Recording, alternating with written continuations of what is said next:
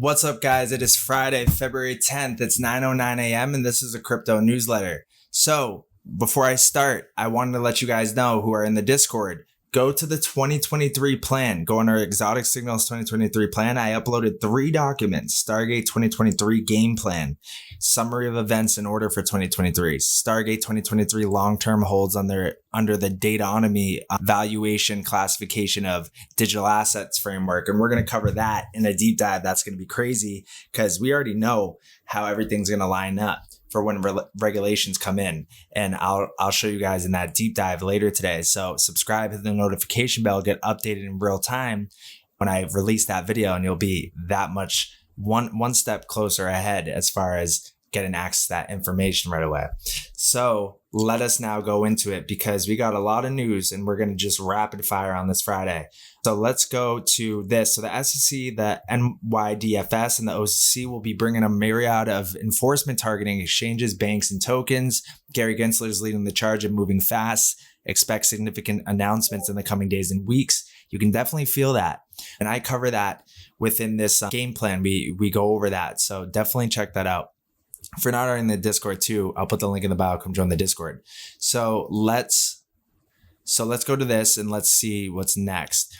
So I thought this was crazy. So this used to be my jam back in 2015. It's Pay Me What You Owe Me, Rihanna's popular song, Bitch Better Have My Money. It was offered up as an NFT, granting a portion of streaming royalties to collectors through another block. So I ended up following them and I'm going to watch them closely. You got The Weeknd on there. You got Rihanna on there. I didn't know A-list celebrities are selling royalty rights to some of their hit songs like that. And it was like for a couple $100, like $200, but it sold out very quick. But even resale on it's like $300. So the NFT market is kind of being slept on right now as far as NFTs, but actual utility. Like this has actual utility right here. So I'm going to be looking for some stuff like that because that's a fine offer right there. So if we can keep going up and we see JP Morgan use DeFi to trade tokenized Singaporean dollars for Japanese yen or Polygon, the bank is now calling them deposit tokens, and they could be the next big thing for institutional crypto usage. So if we go down here, they're talking about how surging interest and continued advancements in blockchain underscore the necessity for blockchain-based cash equivalents. Bank-issued deposit tokens are much safer than stablecoins for major institutions looking to transfer value across chains. And then if you go down here, it talks about how their Onyx protocol.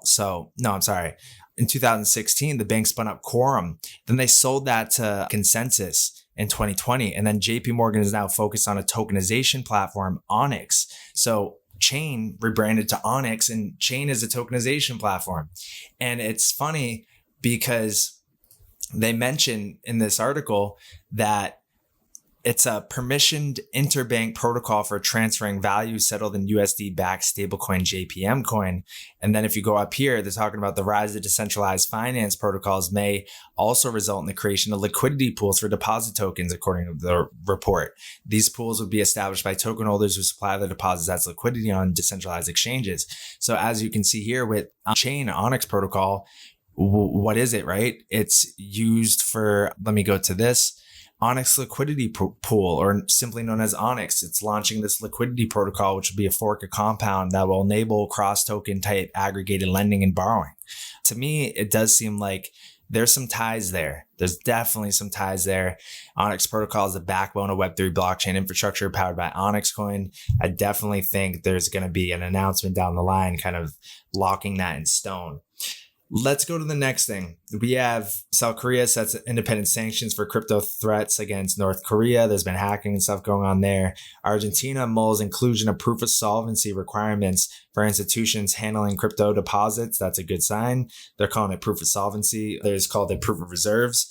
Central Bank of Brazil to test security and transaction privacy, and security would be the first focus of its tests. So if we go to that, where is that? Right here. So basically they're saying that it will be able to issue their own tokens backed by the digital real. This expanded test environment will be open to institutions and banks in 2024 and hinted at a 2024 release date in December.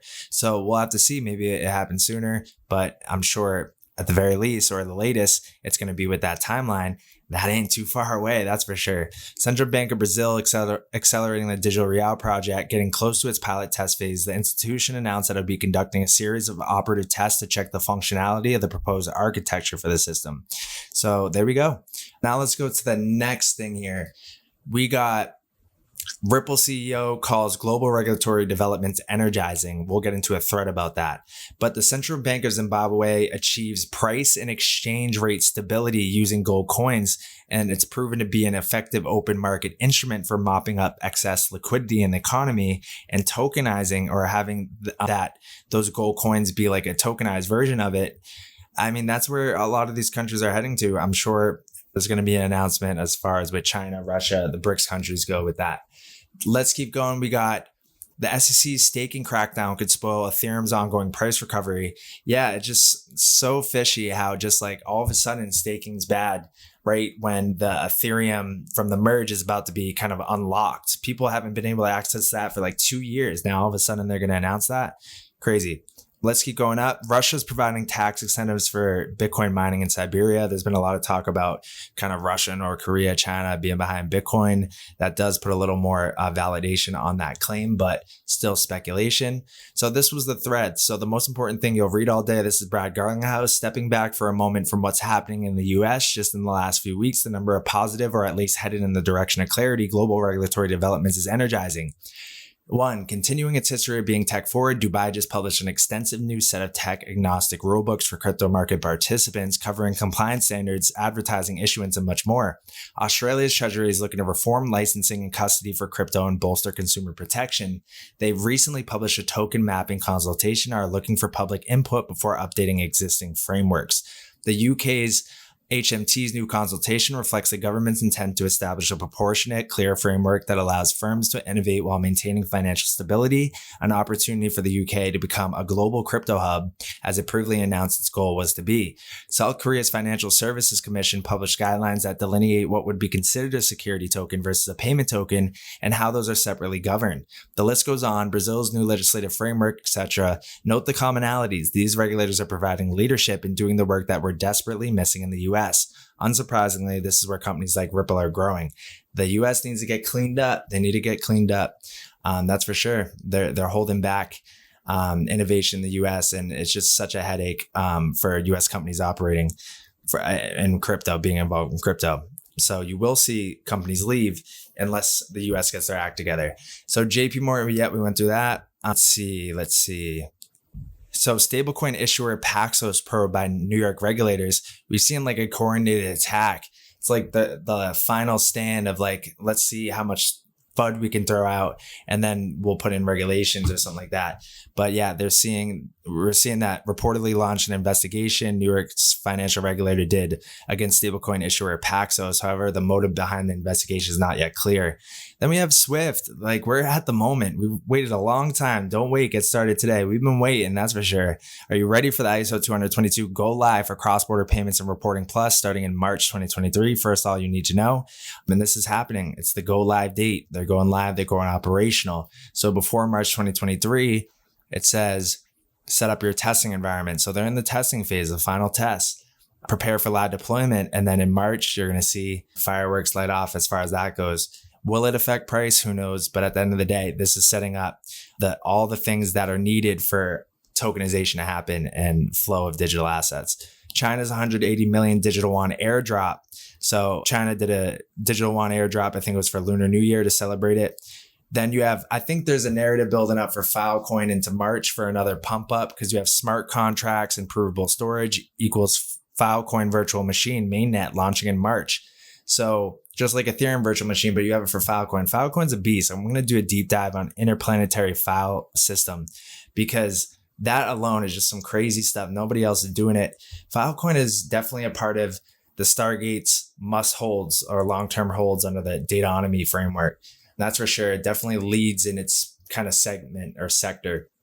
Let me go to that over here. So, yep, we know that about Filecoin launching in March. We're probably going to see a lead up. We're still holding it.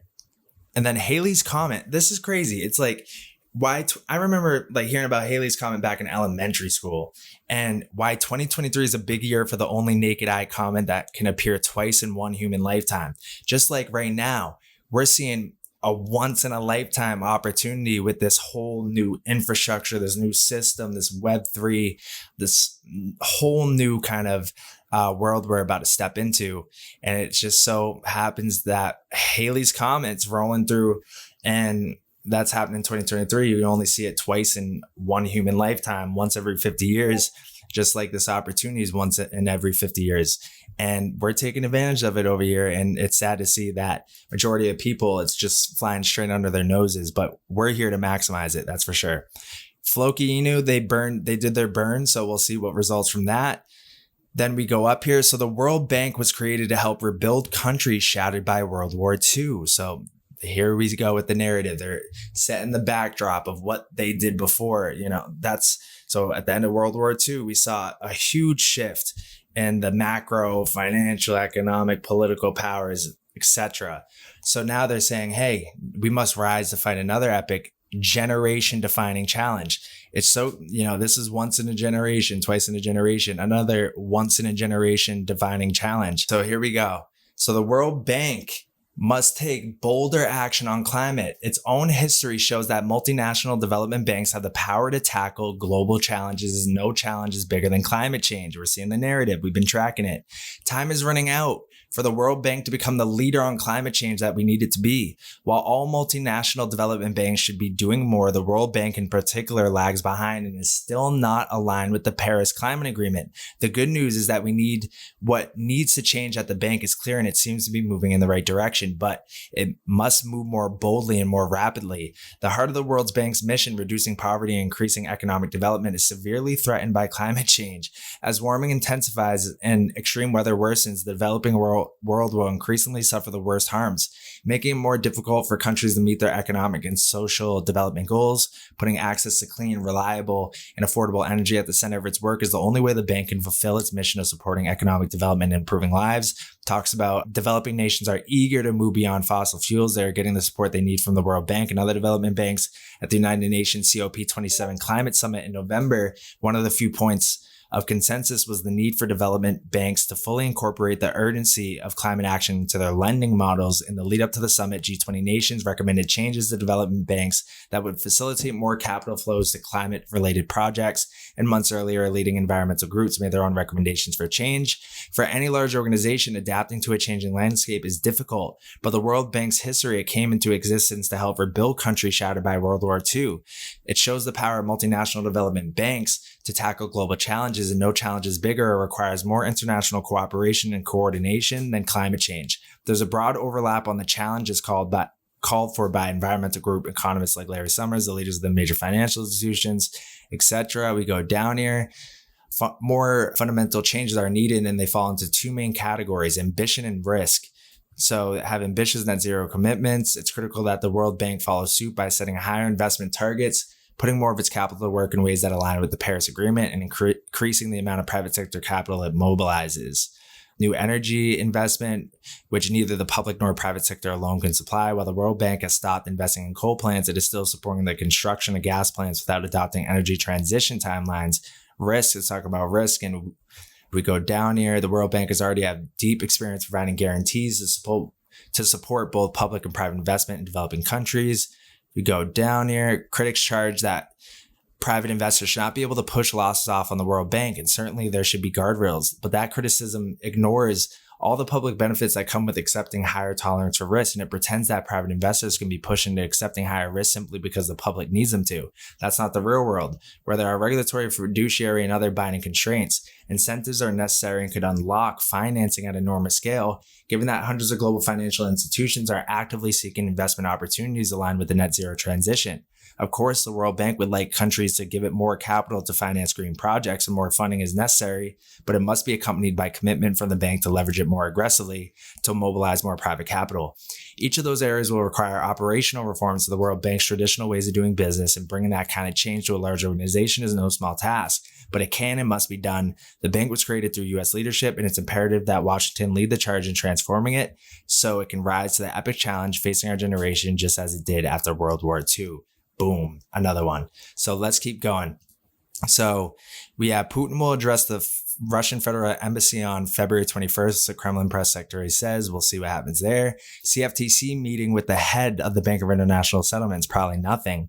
Dude, that guy. Dude, this was crazy. It's just like, I just don't believe this is a coincidence. I just can't. It's just like, so this new movie, meanwhile, Disney's new movie has Ripple and Lumens. BMI Mellon says crypto ain't going anywhere. What a coincidence. So look at this. So the person that plays the water in this, it's like this new movie, Elemental. And there's probably going to be so many gold nuggets in it. But the girl on this is Ember Lumen. Right there, Ember Lumen. And the guy is Wade Ripple. Like, come on. I'm not tripping, right? Let me know if you think I'm tripping. What's the odds, really? Come on. Water, then like light, fire. Ember Lumen, Wade Ripple. It just, come on. I'm going to move on from that because I don't even know what to say there. Like, how does that just coincidentally happen? I don't think it does. So you let me know in the comments if you think the same. Let's keep going on. We got prepare for a massive devaluation of the US dollar if Saudi Arabia joins Russia and the Brics alliance. The two largest oil exporting nations will overthrow the petrodollar as a reserve currency. That's what we teach on Stargate-Ventures.com. I'll put the link in the bio. In our free accelerator course, The Opportunity of Crypto, just come to the website. I'll put the link in the bio. Go to Education and Software and then go to the Crypto Accelerator course right here. It's free. And you have nothing to lose. Now's the time to learn about it before it's too late because we're nearing the moment. But you get mission 1 and mission 2 for free.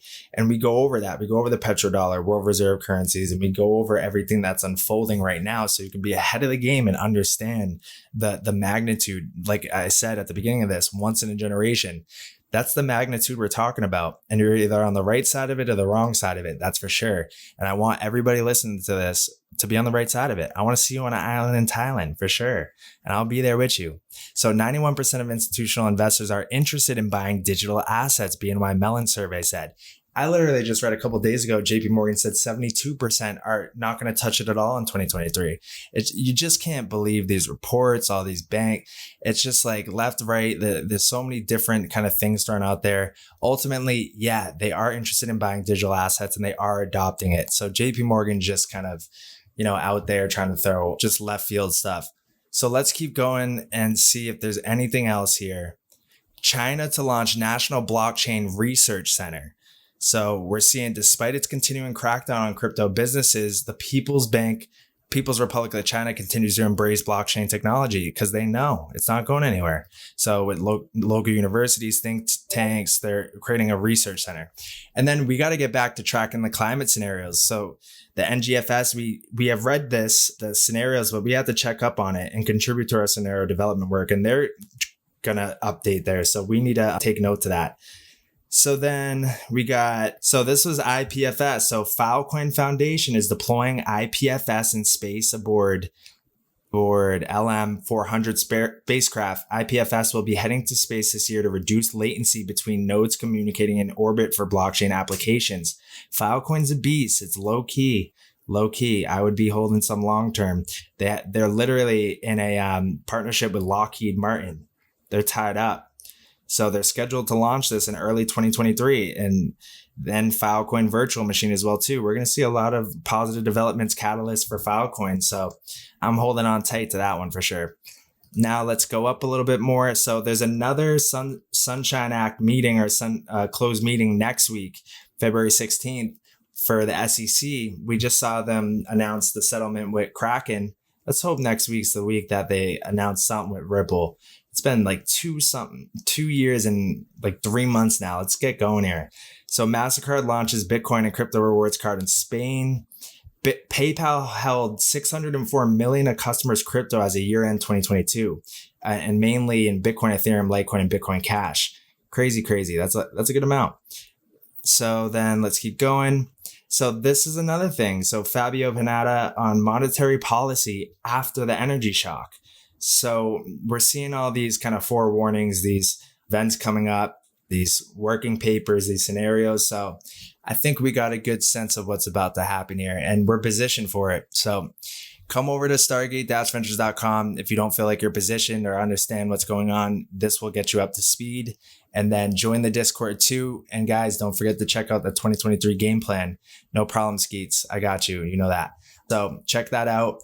And I will see you guys in the Discord and in the next video. I'm going to do a deep dive on the dataonomy framework. So I'll see you in that.